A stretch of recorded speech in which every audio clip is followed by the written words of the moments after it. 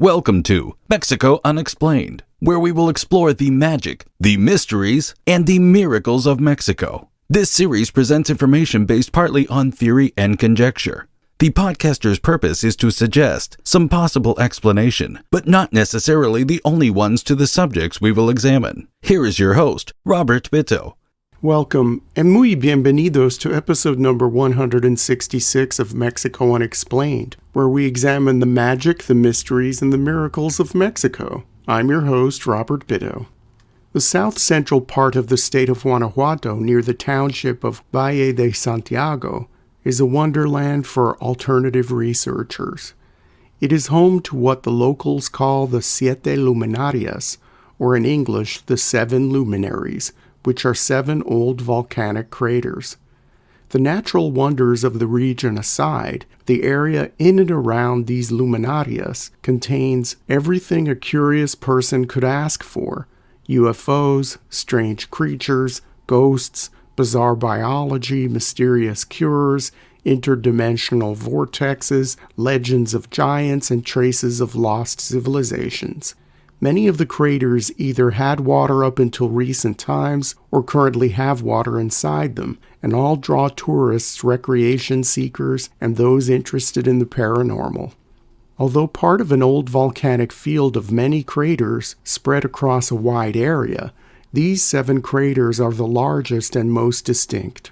Their names in no particular order are La Alberca, La Hoya de Cintora, La Hoya de Alvarez, La Hoya de San Nicolás de Paragono, La Hoya Blanca, La Hoya de Solís, and El Rincón de Parangueo. All craters are under the protection and administration of the municipality of Valle de Santiago, which has seen explosive population growth in recent years, and this has impacted the volcanoes tremendously. The craters still, however, have managed to retain most of their mystery despite the recent changes. The Spanish first started settling the area in the early 1600s, formally establishing the town of Valle de Santiago in May of 1607. The local Tarascans or Purépecha people called the area of the small volcanic cones Camembaro, which roughly translates to place of wormwood. In pre-Hispanic times, these 7 volcanoes were said to have once been young women, who were all after the affections of a handsome prince. Although the women were beautiful, their competition for the prince's attention caused the young royal great upset. The prince wanted to be left alone and asked a powerful sorcerer to deal with the situation. The sorcerer used his dark magic to transform the women into these 7 craters. The layout of the craters curiously forms the shape of the constellation Ursa Major, or the Big Dipper. Some locals believe that when Ursa Major is lowest, between the 18th of April and the 18th of May, the craters absorb the most energy from the heavens and thus become recharged. Those who tend to believe that the craters experience a recharging every spring also believe that the Valle de Santiago area is the magnetic center of the Earth. The heightened magnetism in the area is responsible for the many strange things existing in the region, which might take a full-length book to explore adequately. One of the most curious of the craters is called La Alberca. This translates from Spanish to English as the swimming pool. For many years, this crater attracted recreational bathers who approached swimming in the crater's lake with caution. From early on, people believed the lake to be bottomless. With the idea of a bottomless lake came other related stories. What strange creatures could lurk in those unknown depths? Locals claimed that an aquatic reptile, much like Scotland's Loch Ness Monster, lived in the lake, and sometime in the early 1970s, a blurry photograph of a dinosaur-looking creature made its rounds through the press. People gave the creature a name: Chalk. Some believe that the photo and accompanying stories were concocted just to bring tourists to the area. The lake monster apparently was not confined to the small area inside the crater. La Alberca supposedly had subterranean connections to both the Atlantic and Pacific Oceans, so the monster could make its way out to the open sea if it wished. Some also have claimed that the waters of La Alberca are home to the Tlanchana, a half-female, half-serpent-like creature that approximates a mermaid and dates back hundreds, if not thousands of years. For more information on the Tlanchana, please see Mexico Unexplained episode number 47. In the late 1970s, Mexico's First Lady, Carmen Romano de López Portillo, would go night swimming in the lake, accompanied by Israeli psychic and magician Uri Geller, to take advantage of the lake's magical curative properties. All the water-based myths and legends about La Alberca seem to have dried up with the lake. In the early 2000s, the lake's water level dropped dramatically due to human depletion of the local aquifer. As the population of Valle de Santiago exploded and water demands increased at an astronomical pace, the water in this bottomless lake disappeared. Now the center of the crater has reverted to a desert environment full of scrubby trees and cactus. When heavy rains come, occasionally pools form, but never last. It is quite ironic that the crater named the swimming pool is now devoid of water. The lack of water laid bare the bottom of the lake, thus destroying notions of La Alberca having connections to the ocean. There was no escape route for a swimming dinosaur named Chak, and no more space for legendary mermaid creatures to frolic in. Most of the legends surrounding this specific crater just simply evaporated. A land-based legend still survives around La Alberca and some of the adjacent craters. Many hikers have reported seeing an indigenous woman, or an apparition of an indigenous woman, wearing traditional clothing and carrying a load on her back. The woman appears confused and distressed, as if lost, and comes up to people eager to chat, but no one can understand her language. When people run away in fright, the woman tends to cry or yell desperately after them. Some get the impression that this ghostly native woman just wants other human company, or has somehow found herself trapped in modern times after passing through some sort of vortex. As the Valle de Santiago is supposedly a high-energy area, some eyewitnesses have reported seeing portals or vortexes opening up right before their eyes. One legend has it that the indigenous woman was a slave working for the Spanish in colonial times and killed herself by drowning herself in the waters of La Alberca. As with many myths and legends, this one seems to have several different versions. The municipality of Valle de Santiago maintains a small museum and tourist office devoted to the craters near the center of town.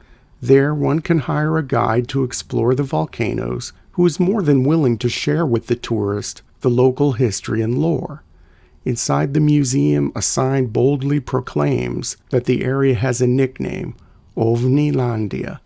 This translates into English as UFO land. Indeed, the region boasts many sightings of unidentified flying objects.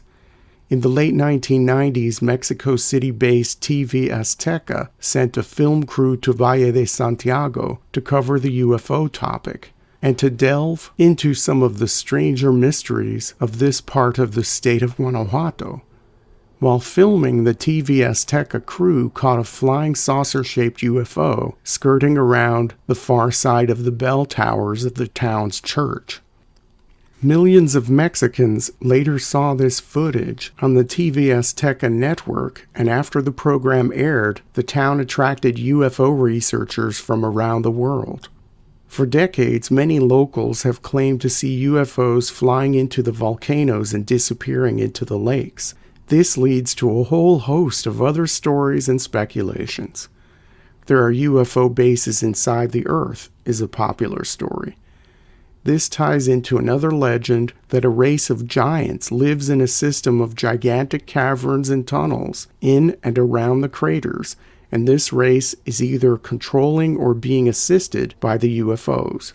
The largest cave system allegedly exists under Rincón de Parangueo, which is considered to be the most energetically active of all the craters. There are several Middle Earth or Hollow Earth stories from various parts of Mexico, Many of these stories date back to a time well before the Spanish arrived and are connected to volcanoes. For more information about this general idea of volcanoes as entranceways to other worlds, please see Mexico Unexplained episode number 84 titled Mexican Volcanoes, UFOs, and Strange Humanoids. Some local residents and visitors have claimed actual extraterrestrial contact in the area around the volcanoes. The most popular beings cited in connection with the UFO phenomenon are the Nordics and the Greys. The Nordics are the tall, blonde humanoids who are friendly and helpful in UFO lore. The Greys are the short, big-eyed, big-headed creatures with spindly limbs who carry out nefarious experiments on unsuspecting abductees. Longtime Valle de Santiago resident Oscar Arredondo Ramirez claims to have had several contacts with extraterrestrials who have imparted to him several secrets, some of which could save humanity. Senor Arredondo states that his first extraterrestrial visitation took place around 1970. It was then when the aliens shared with him a way to end world hunger. Coincidence or not, during the 1970s, farmers in the areas closest to the volcanoes began raising gigantic fruits and vegetables, onions the size of basketballs, beets the size of shoeboxes, heads of lettuce 1 meter tall, a 6-foot-long leaf of Swiss chard that could feed a whole family for a week. When photos of these enormous fruits and vegetables reached the outside world, many dismissed the pictures as having been altered using simple camera tricks or after-the-fact cut-and-paste techniques. Eventually, the huge produce caught the attention of Zagarpa, the Secretariat of Agriculture and Rural Development, a bloated federal government agency based in Mexico City. Investigators and inspectors from the agency wanted to visit the Valle de Santiago to talk to the farmers, but the farmers balked and said they would not speak to government officials about their growing secrets unless some demands were met. The farmers wanted a new school, and they also wanted the national government to take over management of the craters, to turn them into national preserves so as to attract more tourism to the area. When the farmers made these demands, the agricultural ministry immediately dismissed the whole thing as a hoax and did not send anyone to investigate. The gigantic fruits and vegetables continued to garner attention, and one university group concluded that the reason why some of these plants grew so much larger than normal had to do with the density and complexity of the minerals in the area's soils. Oscar Arredondo Ramirez and the farmers refused to give up their secrets, and the lands around the volcanoes continued to produce about 15 times the average yield per acre over any other place in Mexico. In an interview from the year 2013, Arredondo did tell a reporter that the farmers had a secret method of harnessing the area's energies, as told to them by the extraterrestrials, but he declined to give further details as to exactly how. Besides the Mexican First Lady and Uri Geller, since pre-Hispanic times people have visited the waters of the Siete Luminarias for their curative or magical properties. The Olla de Cintora and the Olla de Alvarez both have areas set aside for bathers and those who seek relief from various ailments. These two craters also have caves above the waterline that have inside them murals and glyphs that date back hundreds if not thousands of years. Locals attribute the drawings to the Maya, but archaeologists disagree. The Maya heartland is hundreds of miles to the east, and there was little or no contact between the two regions in ancient times. Although not considered Maya, researchers are at a loss to attribute any other culture as responsible for the cave art. The waters have not only been used in cures, but have also been used in divination. For centuries, people have noticed that the waters within certain craters turn different colors, some colors forewarn of disasters or other bad things to come. All of the waters in the lakes turned red in the days before the 1985 Mexico City earthquake, for example. There are a few specialists in the area who can interpret these subtle changes in color. In an often overlooked corner of the Mexican state of Guanajuato, several dead volcanoes invoke wonder among tourists and locals alike. The area around the Siete Luminarias remains one of the most mysterious regions in all of Mexico. Thank you once again for listening to another episode of Mexico Unexplained. Remember to like and subscribe to us on YouTube and follow us on Twitter. Tell your friends by sharing these shows with others. Please go to our website, MexicoUnexplained.com, for references, illustrations, and for free access to transcripts of past shows. Please visit Amazon.com to purchase the book Mexico Unexplained to get a hard copy of the magic, the mysteries, and the miracles of Mexico. We appreciate your kind attention once again. Until next time, thank you and gracias. Thank you for listening to another episode of Mexico Unexplained with host Robert Bitto. For show summary, relevant links and commentary, please check out our website at mexicounexplained.com. Like us on Facebook and be a part of the conversation. Adios and hasta la vista.